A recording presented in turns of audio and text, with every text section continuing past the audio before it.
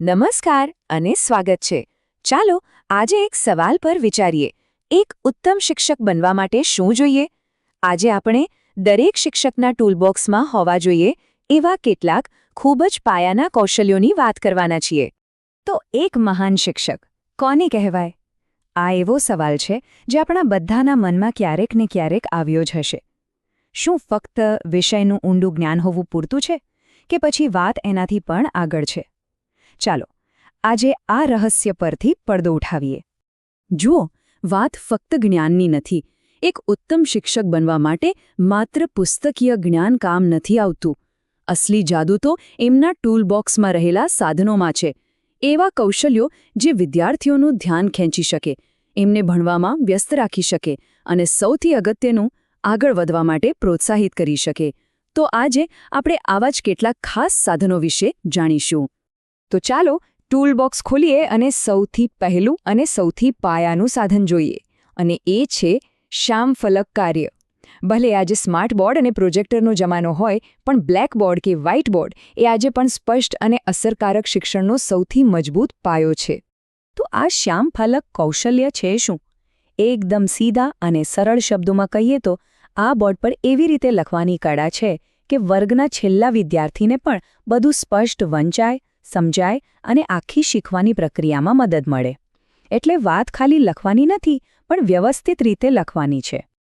આ કૌશલ્યને જો વધુ ઊંડાણપૂર્વક સમજવું હોય તો એના 3 મુખ્ય ઘટકો છે. પહેલો તો સુવાચ્યતા, એટલે કે લખાણ એવું હોવું જોઈએ જે પાછળ બેઠેલા વિદ્યાર્થીને પણ આરામથી દેખાય. બીજું છે સુઘડતા, એટલે કે ચોખ્ખાઈ. અને ત્રીજું વિષયવસ્તુની યોગ્યતા. મતલબ કે બોર્ડ પર જે કંઈ પણ લખ્યું હોય એ બિનજરૂરી ન હોવું જોઈએ, એ સીધું વિષયને લગતું જ હોવું જોઈએ. તો પ્રેક્ટિકલી આનો મતલબ શું થયો?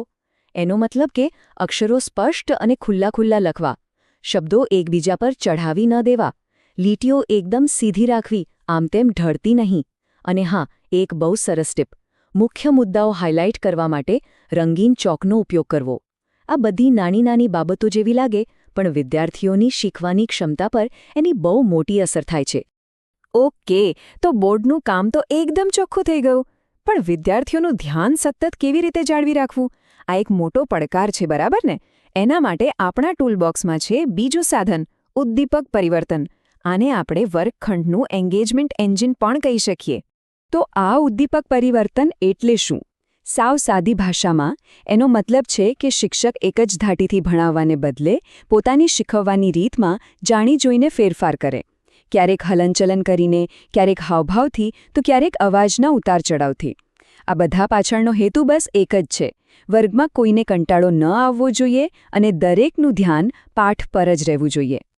અને આ કરવાની ઘણી બધી રીતો છે, જેમ કે એક જગ્યાએ ઊભા રહેવાની બદલે વર્ગમાં થોડું ફરતા રહેવું, સમજાવતી વખતે હાથના હાવભાવનો ઉપયોગ કરવો, પોતાના અવાજમાં ફેરફાર લાવવો, ક્યારેક ધીમું, ક્યારેક જોરથી.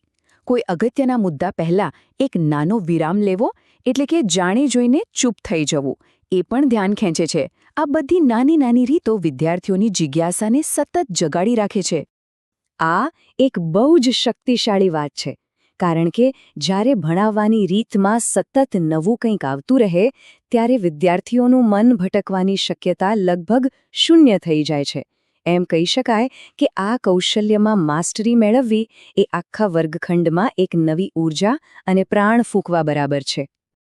ચાલો, માની લીધું કે આપણે વિદ્યાર્થીઓનું ધ્યાન તો ખેંચી લીધું, પણ એમને વર્ગની ચર્ચામાં ભાગ લેવા માટે, સવાલો પૂછવા માટે પ્રોત્સાહિત કેવી રીતે કરવા? બસ અહીંયા જ કામ આવે છે આપણું ત્રીજું અને બહુ જ મહત્વનું સાધન, સુદૃઢીકરણ કૌશલ્ય. આ ફક્ત એક કૌશલ્ય નથી, પણ વિદ્યાર્થીઓને પ્રેરણા આપવાની એક મનોવૈજ્ઞાનિક ચાવી છે. તો આ સુદૃઢીકરણ કૌશલ્યનો મુખ્ય હેતુ શું છે? એનો સીધો હેતુ એ છે કે વિદ્યાર્થીઓ વર્ગની પ્રવૃત્તિઓમાં વધુમાં વધુ ભાગ લે. વિચારો, જ્યારે કોઈ વિદ્યાર્થી સાચો જવાબ આપે અને એને તરત જ શાબાશ સાંભળવા મળે, તો એનો ઉત્સાહ કેવો વધી જાય. એ ભવિષ્યમાં પણ જવાબ આપવા માટે પ્રેરાય છે. બસ આ જ છે સુદૃઢીકરણ. હવે જુઓ, આના મુખ્યત્વે 2 પ્રકાર છે, હકારાત્મક અને નકારાત્મક. હકારાત્મક એટલે જેમ આપણે વાત કરી, કોઈ સારા કામ માટે વખાણ કરવા. હવે નકારાત્મક શબ્દ સાંભળીને એવું ન વિચારતા કે આનો અર્થ સજા કરવાનો છે. બિલકુલ નહીં. અહીં એનો અર્થ છે કોઈ ભૂલને ખૂબ જ નમ્રતાથી સુધારવી અને સાચો રસ્તો બતાવવો. બંનેનો હેતુ એક જ છે, વિદ્યાર્થીને શીખવામાં મદદ કરવી. હકારાત્મક પ્રોત્સાહન આપવાની રીતો તો કેટલી બધી છે. ક્યારેક ખૂબ સરસ, શાબાશ જેવા શબ્દો બોલીને, તો ક્યારેક ફક્ત એક સ્મિત આપીને, ક્યારેક વિદ્યાર્થીના જવાબ વખતે ધ્યાનથી એની સામે જોવું કે સંમતિમાં માથું હલાવવું. આ નાની નાની વસ્તુઓ પણ વિદ્યાર્થીનો આત્મવિશ્વાસ વધારવા માટે ઘણું કામ કરી જાય છે.